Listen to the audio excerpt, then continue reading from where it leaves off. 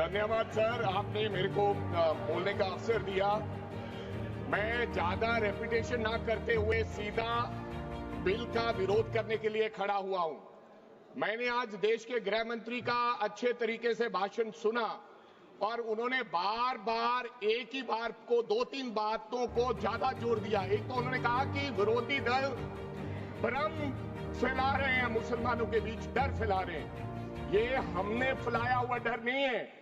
जब देश के मुसलमान को लगा कि देश में बीजेपी में 240 संसदों में एक भी मुसलमान सांसद नहीं है, हमारे लिए जगह नहीं है, तो वो डरने लगा। जब आपने कब्रिस्तान की बात की, आपने शमशान घाट की बात की, तो वो डरने लगा। जब गोधरा हुआ, जब मुजफ्फरनगर हुआ, जब दिल्ली हुआ, जब हरियाणा मेवात में दंगे हुए, तो देश का मुसलमान डरने लगा। और फिर क्या कहा गृह मंत्री साहब ने? आज गृह मंत्री साहब ने कहा कि 2013 का बिल अगर नहीं आता, यूपीए नहीं लेकर आती, तो आज इस बिल की जरूरत नहीं थी। क्यों बिल लाए? क्योंकि आपको पता चल गया कि देश का मुसलमान हमारा साथ नहीं दे रहा। हमने हथकंडे अपना लिए, हमने आरएसएस की नीति अपना ली, हमने डंडा अपना लिया, दंगे हो गए, लेकिन मुसलमान हमारे साथ आने के लिए तैयार नहीं है।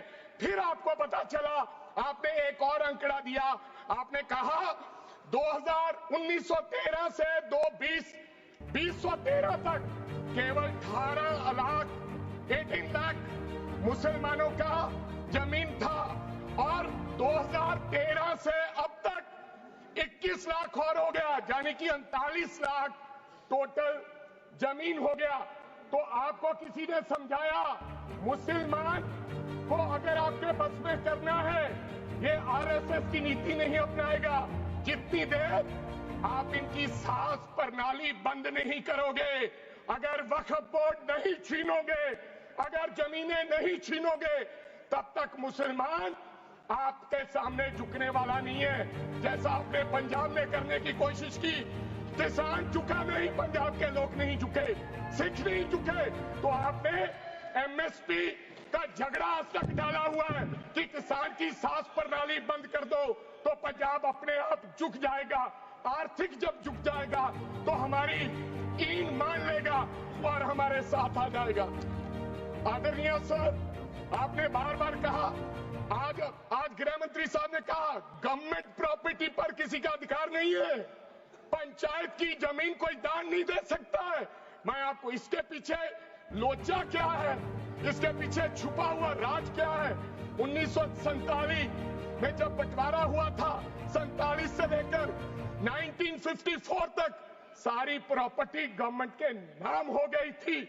उसके बाद 1954 में एक्ट बना, तो वो एक्ट में सर्वे हुआ 1961 टू 1970। सर्वे किसने किया?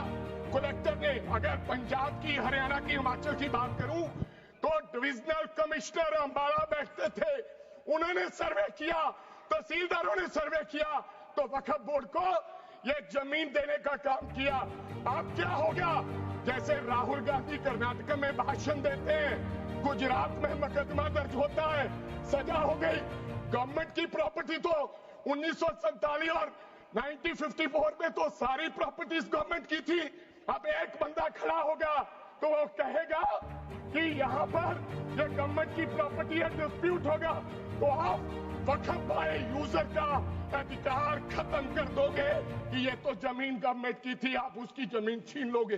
फिर आपने कहा लिमिटेशन एक्ट की बात कर रहे हैं आप, और किसी धार्मिक स्थानों पर तो लिमिटेशन एक्ट लागू नहीं होता, इनके ऊपर क्यों?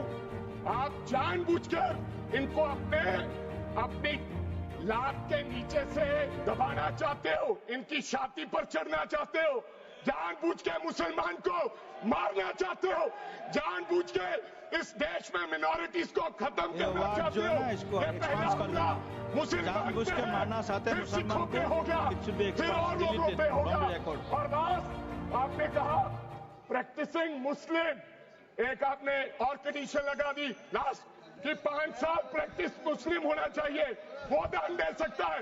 मैं सरदार हूं, और ऐसी कई उदाहरणें हैं पंजाब के अंदर। अगर किसी मुस्लिम के पास कब्रिस्तान नहीं था 10 सरदारों ने अपनी जमीन देके कब्रिस्तान बनाए। ये कौन सा अधिकार है कि मैं किसी को चीज दान देना चाहता हूं? और इसको कौन बताएगा? रिजू साहब ये बताएंगे कि ये प्रैक्टिसिंग मुस्लिम है या नहीं है?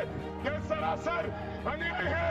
कल को श्रोमणी गुरुद्वारा प्रबंधक कमेटी 1925 का सिखों का जो एक्ट है आप उसमें भी संशोधन करेंगे। आपको लगता है पहले मुस्लिम मारेंगे, फिर सिख मारेंगे, फिर क्रिश्चियन मारेंगे? ये आपकी सोच है और मैं बिल का विरोध करता हूं।